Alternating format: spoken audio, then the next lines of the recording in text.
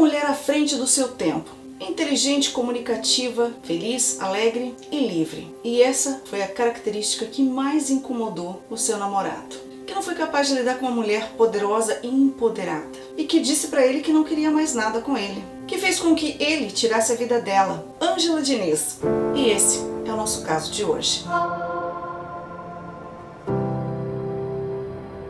Tudo aconteceu em 30 de dezembro de 1976, quase Réveillon, na Praia dos Ossos, em Búzios, no Rio de Janeiro. A morte de Ângela gerou um mar de protestos feministas sob o lema "Quem ama não mata". Mas quem é Ângela? Ela nasceu em 10 de novembro de 1944, sob o nome de Ângela Maria Fernandes Diniz, filha de Maria do Espírito Santo Fernandes Diniz e Newton Viana Diniz, chamada de Ângela Diniz e depois conhecida como Pantera de Minas, o estado onde ela nasceu, na cidade de Curvelo, ou Belo Horizonte. Ângela Diniz nasceu para ser uma dama da sociedade, uma princesa. Desde pequena, a mãe preparou ela para um bom casamento, para um bom partido. Esse era o pensamento da maioria das pessoas na época, nos anos 40, 50, 60. Toda a roupa que a Ângela vestia desde muito pequena era feita pela mãe, que era uma mulher que ficava em casa, cuidava da filha, do marido esse que era um dentista bem-sucedido. Como a Ângela estava sempre muito bem vestida, em todos os lugares que ela chegava, ela chamava atenção. Até na igreja, quando ela ia com a babá, acompanhada da babá, com aqueles vestidos todos engomados. Ali ela já começou a trilhar o seu caminho na sociedade mineira e ficou conhecida como a menina da missa das 10. Ângela sempre chamou muita atenção. Conforme ela foi crescendo, ela foi chamando mais atenção e também chamando a atenção dos garotos e dos homens mais velhos que nem se envergonhavam em ficar olhando para meninas da idade dela, que já era adolescente. Teve até um baile de carnaval em Belo Horizonte que chamou muita atenção. Ela principalmente, Porque ela chegava, ela realmente chamava muita atenção de todo mundo. Sempre todo mundo falava. E ela foi vestida de grega e esse dia foi um momento aí que foi uma virada também, para ela. Porque ela se tornou o centro das atenções mais uma vez. Mas aí ela ficou um tempo ali depois, fora, longe da sociedade, ela ficou sem sair um tempo. E aí, de repente, no baile de debutantes, aos 15 anos, ela volta toda repaginada. E quando ela desceu as escadas ali do salão para esse baile, ela mudou. E segundo as amigas dela, foi nesse momento que ela se tornou Ângela Diniz. Também, mais uma vez, foi o centro das atenções no baile de debutantes. A cidade lotou, todo mundo queria ver as moças do baile de debutantes, que estavam todas lindas, com seus vestidos brancos e os rapazes também de smoking. E era um acontecimento, saiu em jornais, saiu em revistas, saiu até na rádio, todo mundo só falava desse baile. Nesse baile de debutantes, Ângela tinha um namorado, Milton Vilas Boas, que era um bom partido e que a mãe também adorava, Fazia bom gosto que ela se casasse com ele. Ele deu para ela um bracelete e também um radinho de pilhas nessa noite. Só que Ângela tinha 15 anos e Milton tinha 29 e ninguém achava estranho isso. Isso tem um nome, que a gente sabe muito bem. Mas na época isso acontecia muito, infelizmente. E além de ser um bom partido, segundo a mãe dela, para a filha, ele também era engenheiro e filho do ministro do Supremo. Apesar de estar acompanhada do namorado, Ângela Diniz prestou atenção em um outro rapaz, que dançava muito bem e era muito bonito, segundo o consenso ali geral das moças. Ele se chamava Parker Gilbert. A Ângela logo ficou interessada nele. A Ângela teria terminado seu relacionamento com o Milton para começar a namorar o Parker, de tão interessada que ela ficou. Eles chegaram a namorar, ficaram noivos e tinham marcado casamento. Tudo muito rápido. Só que tudo muito rápido também terminou. 3 meses mais ou menos eles terminaram o noivado. E tudo acompanhado pelas colunas sociais. As pessoas ficaram um pouco surpresas porque pareciam tão apaixonados os dois, a Ângela e o Parker. Só que parece que ele não tinha dinheiro suficiente, que era o que a mãe dela queria para a filha. E aí, convencida pela mãe, ela voltou para o ex-namorado, o Milton Vilas Boas, o engenheiro bom partido. Ângela chegou a ser embaixatriz do turismo e também glamour girl. Lembrando que o Milton conheceu a Ângela na porta do colégio dela, e ele era bem mais velho que ela, e ela apenas uma adolescente. Para a sociedade da época, estava tudo normal.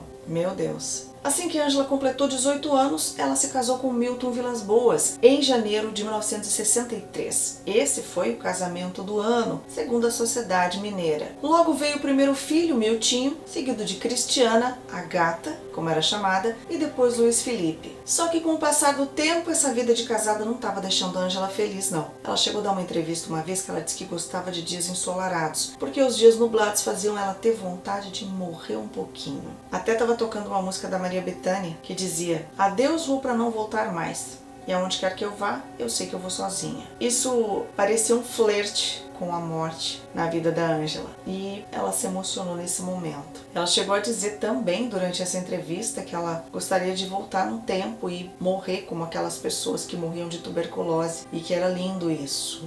Meio mórbido, né? Se você for pensar. Uma pessoa falar em vários momentos aí sobre como ela gostaria de morrer, ou que ela preferia ter morrido. Essa ideia de morrer, ela era muito presente na vida da Ângela. Segundo um amigo, ela tinha muita melancolia. Apesar dela estar sempre sorridente nas festas, nos lugares, conversando com todo mundo, sempre parecendo muito alegre, ela não era. Ele dizia que aquilo era mais um teatro que ela usava para a sociedade, mas que no fundo ela tinha essa melancolia e essa tristeza. E ele dizia até que junto com ele, em conversas e também desabafando, ela chorava e chorava várias vezes. Bem, o casamento chato para ela duraria 9 anos, até o momento que ela decidiu que ela não queria mais viver daquela forma. E ela se separou do Milton. E como não havia divórcio naquela época, eles fizeram um acordo de desquite. Nesse acordo, Ângela ficou com casa, com alguns bens, e o Milton ficou com a guarda dos 3 filhos. Logo depois da separação, Ângela fez um testamento. Ela tinha só 26 anos e não era comum alguém dessa idade fazer um testamento, mas ela fez. Jô Souza Lima. Nessa noite, ela seria morta pelo ex-marido. Ela teria se separado recentemente e já tinha assumido um novo namorado. O marido não aguentou essa humilhação, matou a esposa, a ex-esposa, alegando legítima defesa da honra.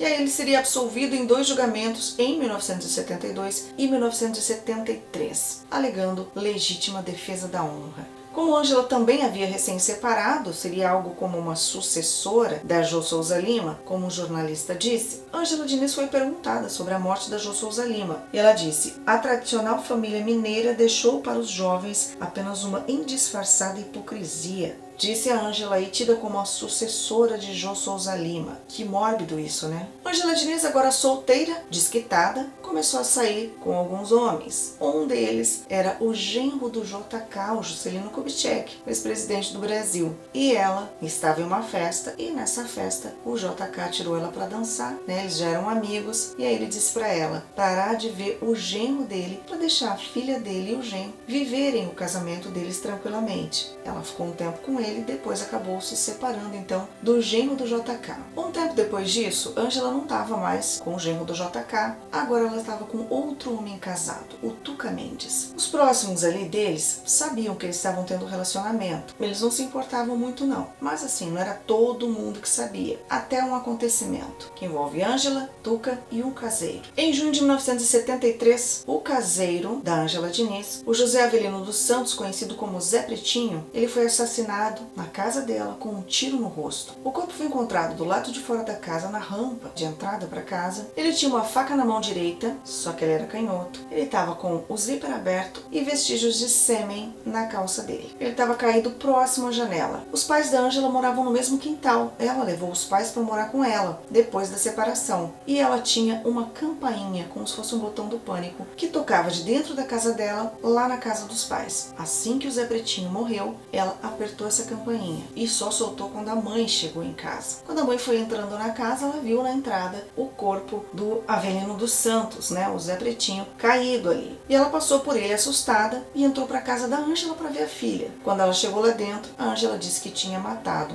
o José Avelino, um rapaz de 18 anos. Antes de chamar a polícia, a mãe da Ângela chamou um tio da Ângela para poder ajudar, porque ele era advogado, para ver o que eles faziam. E aí, ele chegou na casa, olhou a situação e a Ângela disse para ele também que ela tinha matado o rapaz. Aí, nesse momento, chamaram a polícia e foram todos para a delegacia. Chegando lá, a Ângela contou a mesma história, que ela tinha matado o Zé Pretinho. Só que o tio dela desconfiou. Ele não estava acreditando que ela tinha feito isso, porque ele sabia que ela detestava detestava a arma, que ela tinha pavor de arma e que também ele, voltando para casa para ver como é que estava lá o quarto, ele deu uma olhada que tinha um travesseiro a mais, tinha cigarros e a Ângela não fumava. Aí ele foi lá e pressionou ela. Ele falou para ela: eu sei que não foi você. Quem foi? Porque eu sei que existia uma outra pessoa aqui dentro. Até que, de tanto insistir, ela acabou confessando que era o Tuca Mendes. Só que ela não queria falar que era ele, porque ele era um homem casado, da sociedade. E não era todo mundo naquele momento que sabia que os dois tinham um caso. Só que daí ele falou: o que é pior? Você ser presa por um crime que você não cometeu? Ou as pessoas descobrirem do relacionamento de vocês dois? Você se livrar da cadeia porque o crime quem cometeu foi ele. Então, se ele cometeu um crime, ele que arque com as consequências. Assim disse o tio para ela. Aí ela foi convencida a dizer que foi o Tuca Mendes. E aí foi um escândalo, porque ele era casado. E também, além da questão da arma, tinha um tiro que tinha sido disparado de uma posição que não faria o menor sentido a Ângela ter atirado. E aí agora a Ângela Diniz, que estava acostumada a frequentar as colunas sociais, agora estava nas colunas policiais. E o caso dos dois também tinha virado manchete. Tuca foi para a delegacia e acabou confessando o crime. Ele disse que ele estava com a Ângela, que ele viu um vulto passando do lado de fora, foi ver quem é, que essa pessoa o atacou e ele acabou reagindo e atirando. Só que apesar dessa confissão do Tuca Mendes, surgiram algumas teorias sobre esse caso. Surgiram alguns boatos de que a Ângela e o caseiro, o José Avelino, estavam tendo algo quando o Tuca Mendes descobriu e matou o caseiro. Só que teve pessoas que disseram que isso jamais aconteceria, porque a Ângela era extremamente racista e ela jamais se relacionaria com um preto. Outra hipótese era de que o Tuca tinha pego José Avelino se masturbando, olhando para Ângela escondido, e ele acabou atirando nele. Existe ainda uma outra hipótese, a de que o José Avelino tenha sido convidado pela Ângela e pelo Tuca para uma relação a três. E aí que algo ali no meio tenha dado muito errado e aí o Tuca teria assassinado o Avelino. Mas essas histórias não foram confirmadas. Fato é que o Tuca foi condenado a 2 anos com sursis, ou seja, com suspensão condicional da pena, e acabou liberado. Depois desse crime, do escândalo todo em volta dele, a Ângela e o Tuca pararam de se ver, se separaram. E ela foi embora de Minas Gerais e foi para o Rio de Janeiro. Lá no Rio de Janeiro ela conheceu o colunista social Ibrahim Suede, com quem ela teve um breve relacionamento ali. Ele então que deu o apelido para ela de Pantera de Minas, porque ela jogava suas garras em cima dos homens. Uma vez, no Natal de 1974, Ângela voltou para Belo Horizonte para visitar os filhos. A filha dela, a Cristiana, estava chorando demais quando a mãe estava indo embora. E ela disse que queria ir junto. E a mãe disse que não podia, porque ela tinha que ficar com o pai, que ela morava com o pai. Ela e os irmãos. Só que a filha dela insistiu demais e chorou muito. E a Ângela não aguentou ver a filha chorando e falou: então vamos embora. Então eu vou te levar comigo. E os irmãos dela ficaram apavorados, que o pai deles ia brigar com ela se ela fosse. Mas ela foi do mesmo jeito e a Ângela levou. Só que a Ângela levou sem avisar o pai. E aí ficou com a menina lá no Rio de Janeiro. O pai, quando chegou, ficou, claro, muito bravo, muito irritado, e ligou para Ângela, perguntando se ela estava com a filha. E ela disse que não, que ela não sabia. Mentiu, né? Ele foi então, acionou a polícia, disse que a filha tinha sido sequestrada e mandou a polícia lá procurar a filha no Rio de Janeiro, na casa dela. E acabou encontrando, claro, a menina lá com a mãe. Mesmo depois de uma semana, quando a menina já estava de volta na casa do pai, ele continuou mantendo o processo de sequestro contra ela. Ela acabou sendo condenada a 6 meses de prisão pelo sequestro da filha, mas acabou não precisando cumprir. Depois desse acontecimento com a filha, o Milton dificultou muito a aproximação da Ângela com os filhos. Ele ficou muito preocupado dela fazer isso de novo.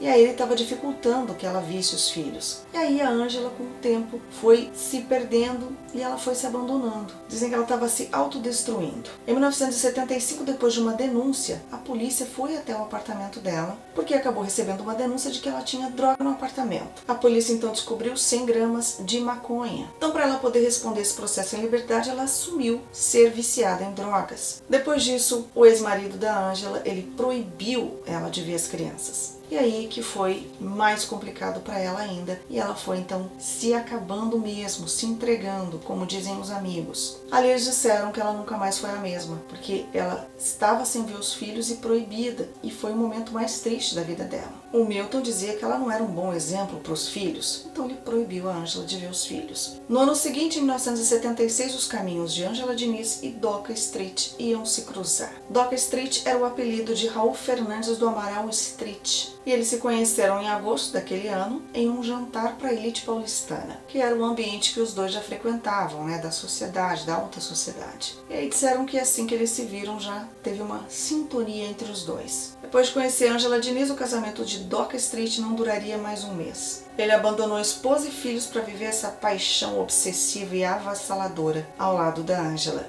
Doc Street, como muitos diziam, era um playboy, um bon vivant, que vivia viajando pelo mundo e que não gostava muito de trabalhar. Só que ele dizia sobre isso que ele sempre trabalhou e que as viagens que ele fazia fora do Brasil eram sem quase nada de dinheiro, que ele se virava no caminho, não que ele fosse um playboy. Doc Street tinha vindo de uma família que era muito rica, anos atrás, mas que não tinha mais todo esse glamour, mas ainda tinha o respeito da sociedade, que era aí onde eles conviviam ainda. Só que a era de ouro da família deles já tinha passado. Quando ele se separou da esposa para ficar com a Angela, ele foi morar na casa dela, casa que ela tinha, no litoral do Rio de Janeiro, em Búzios. O Doca foi viver às custas da Angela. Ela bancava todas as despesas e bancava os luxos do casal. Ela passou a literalmente sustentar o Doca.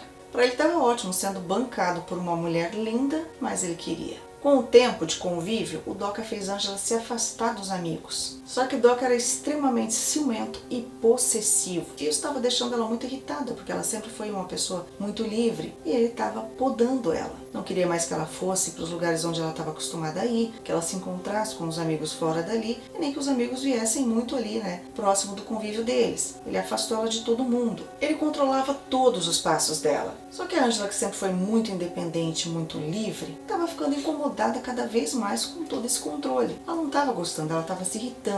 Ela não era submissa a ninguém e ele estava fazendo isso com ela. Ela já estava se sentindo presa. Com esse ciúme do Doca, ciúme doentio, vieram várias brigas, várias discussões e também agressões. O Doca batia na Angela. Ela não estava mais aguentando apanhar dele. E nem merecia, né? Eles brigavam o tempo todo, brigavam na frente das pessoas, com esse relacionamento conflituoso e violento. Chegou então o dia 30 de dezembro de 1976. O casal estava em Búzios, na Praia dos Ossos, onde ficava a casa de Angela. Os dois passaram o dia na praia, só que eles começaram a beber. Angela passou um pouquinho dos limites e foi ficando animada. E isso acabou irritando o Doca, porque ela estava muito expansiva e o Doca não gostou, porque ele era muito controlador e ela era mais livre. De repente chega uma moça oferecendo artesanato. Era a alemã Gabriele Dyer. A Angela logo se encantou por ela e começou a paquerar a alemã. Doca não gostou, se sentiu humilhado, desrespeitado,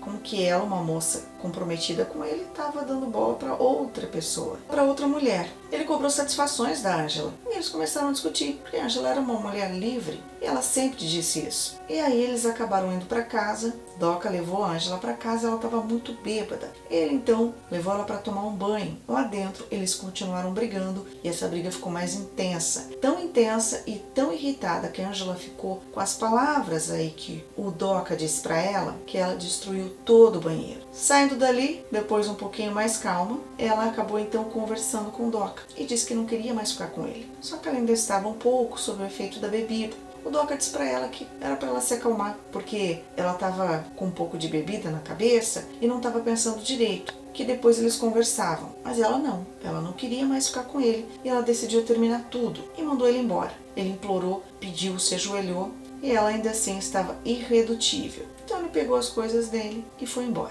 Ela não queria mais por causa das coisas que ele disse, e ela não queria mais pela violência, porque ela não aguentava mais apanhar do Doca, e aí ela mandou ele embora. Ele acabou pegando as coisas dele e saiu dali. O Doca tinha o costume de sair, ficar alguns minutinhos fora e depois voltar. Quando ele voltava, ele disse que eles se abraçavam, se beijavam e ficavam juntos novamente, voltavam com o relacionamento. Ele fez isso, deu uma saída, esperou um pouquinho e voltou. Só que quando ele voltou, a Angela não estava esperando por ele na porta, como ele pensou que ela fosse estar. Ela na realidade estava na beira da piscina, sentada, relaxando. Ele pediu mais uma vez para voltar com ela e ela disse que não, de novo. Ele então se ajoelhou, implorou e ela ainda assim estava irredutível. Até que chegou um momento que ela disse assim: se você me quiser, você vai ter que me dividir com homens e mulheres. E aí nesse momento ele se sentiu mais uma vez humilhado. E ela jogou, segundo ele, ela jogou a maleta dele no rosto dele e chamou ele de corno.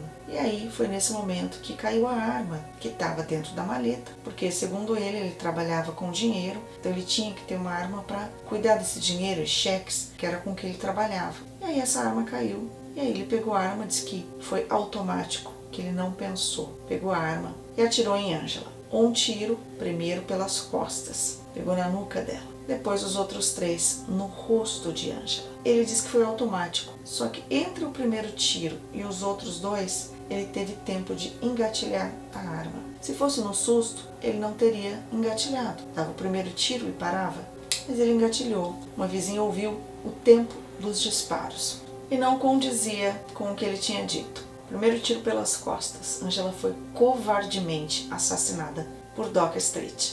Depois que ele assassinou a Angela, ele largou a arma do lado do corpo dela e saiu correndo, fugindo. Dali ele foi direto para Minas Gerais, na casa da família dele, em Passo Lago. Era um sítio da família. E lá, os pais dele fizeram de tudo para encontrar o melhor advogado. E encontraram um dos melhores do Brasil, Evandro Lins e Silva, que apesar de estar aposentado fazia um tempo, pegou o caso do Doca Street. Até essa altura já estava tudo em todos os jornais do país, o assassinato de Angela Diniz por Doca Street. Não se falava sobre outra coisa, principalmente porque eles estavam em todas as colunas sociais a todo momento e de repente aconteceu um crime desse. Então toda a imprensa estava noticiando. E o Doca, depois de alguns dias sumido, ele volta. Só que ele volta não direto para a delegacia, ele volta para a imprensa. Ele escolheu a imprensa para poder voltar, para fazer aquele espetáculo que parece que ele estava gostando. Tudo orquestrado pela família, pelos advogados, e ele volta bêbado e com 3 prostitutas. Ele tinha misturado remédio e bebida. Aí dali, ao invés de ir para a delegacia, ele foi internado numa clínica.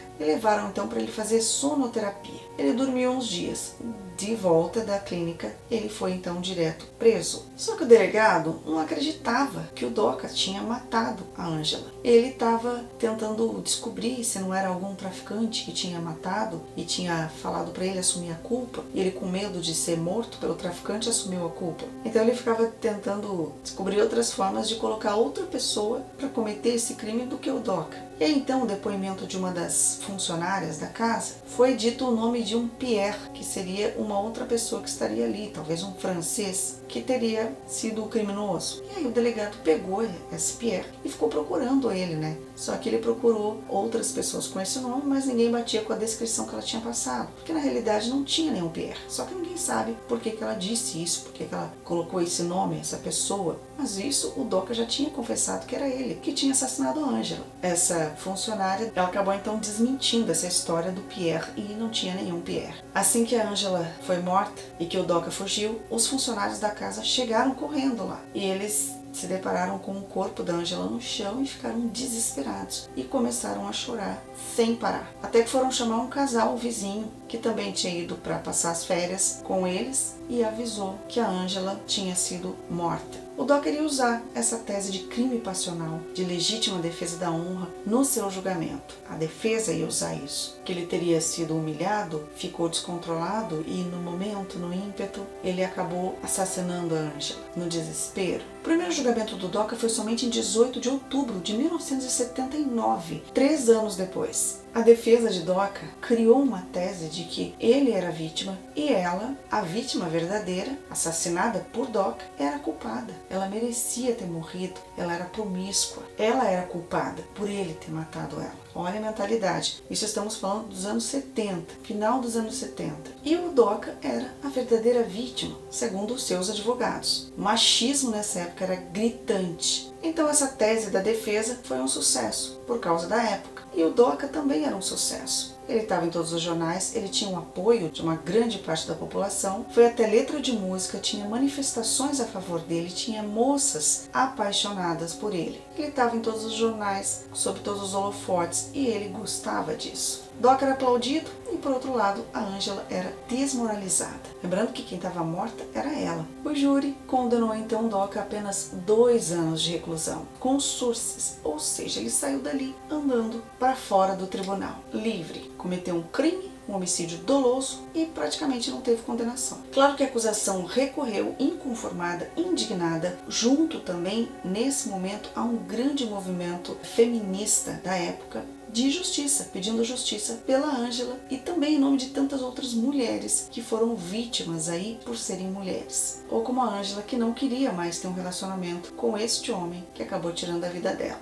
E foi nesse momento que surge o lema "Quem ama não mata", porque surgiu essa ideia de que ele tinha matado por amor. Depois de um tempo ele disse que não foi isso, mas não sei também se não tinha esse ciúme possessivo e também o medo de perder o dinheiro que ela tinha, porque quem bancava o Doca era a Angela. Então para ele estava tudo ótimo. Eu acredito que além do ciúme, podia também ter a ver com o dinheiro, porque ela não ia mais bancar ele. E aí, o que ele ia fazer? Porque ele era um bom vivant, ele era um playboy, e agora que ele ia perder a Angela e o dinheiro dela, e a vida boa que ela dava para ele, de luxo, o que ele ia fazer? Até Carlos Drummond de Andrade publicou uma frase, falando sobre Angela Diniz. Ele disse: "Aquela moça continua sendo assassinada todos os dias e de diferentes maneiras." Frase poderosa e profunda. A acusação recorreu da sentença em novembro de 1981, apoiada por esses movimentos feministas que estavam mais fortes também, e aí, mais 2 anos depois, ocorreu então outro julgamento. Dessa vez o júri não aceitou a tese de legítima defesa da honra, porque não existia legítima defesa da honra, era legítima defesa, e também para casos de agressão, que caberia no âmbito geral, e não poderia mais ser usada legítima defesa da honra, que era o que a defesa do Doca estava utilizando. Então, dessa vez, Dock Street foi condenado a uma pena de 15 anos de reclusão. Depois, então, do caso do julgamento do Dock Street pelo assassinato da Angela Diniz, essa tese de legítima defesa da honra caiu por terra e não pôde mais ser usada. E foi, então, considerada incompatível com o jurídico da honra, considerado um desrespeito às mulheres, com a mulher não sendo objeto nem propriedade de homem nenhum, com a mulher tendo o direito de questionar, opinar e se impor. Na realidade, a igualdade de gêneros só ganhou espaço na Constituição Federal em 1988. Esse julgamento do Dock Street é um marco na legislação, com a não aceitação mais, então, dessa tese de legítima defesa da honra. É um marco também, uma vitória para as mulheres. A partir, então, da Constituição Federal de 1988, não se permitia mais a absolvição de quem cometesse um crime por ódio, vingança ou egoísmo, tornando, então, a tese da legítima defesa da honra inconstitucional. Infelizmente, precisou mais uma mulher ser morta, ser assassinada, para essas leis mudarem. Lembrando que, infelizmente, pouca coisa mudou de lá para cá. Em 2022, ano passado, o Brasil bateu o recorde de feminicídios, com uma mulher morta a cada 6 horas. Isso é um absurdo. Isso é agora, em 2022, ano passado. Foram 1.400 mortes provocadas por gênero, ou seja, as mulheres foram mortas por serem mulheres. E o número de vítimas cresceu 5% em contrapartida com o de assassinatos, em geral, que teve uma queda de 1%.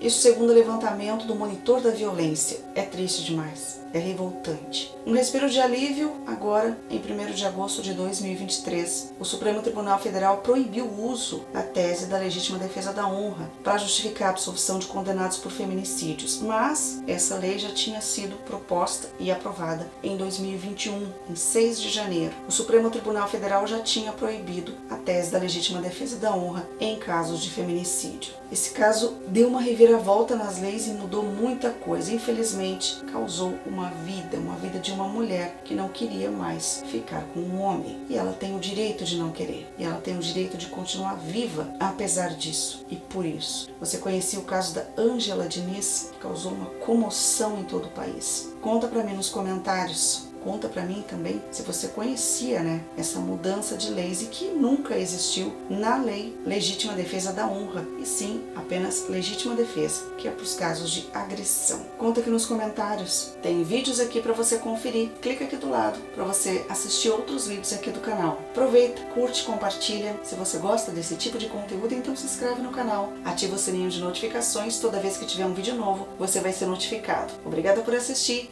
A gente se encontra no próximo caso.